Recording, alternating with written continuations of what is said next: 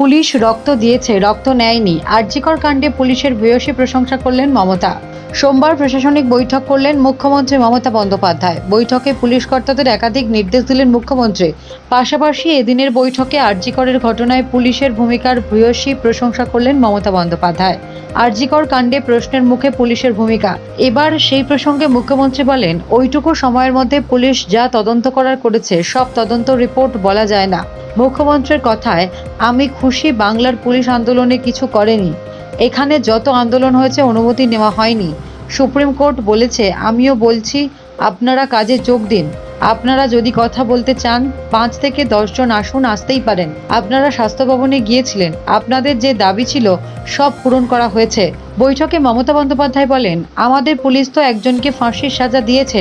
আমার কাছে আজও একটা মকুবের আবেদন এসেছিল, আমি না করে দিয়েছি। পুলিশের কাছে কোনো আবেদন আসছে না। পুলিশ রক্ত দিয়েছে কিন্তু কারোর রক্ত নেয়নি। আমি তার জন্য পুলিশের প্রশংসা করি। মুখ্যমন্ত্রী আরও জানান, কলকাতা পুলিশ কমিশনার নিজের আমার কাছে 7 দিন আগে পদত্যাগ করার জন্য এসেছিল।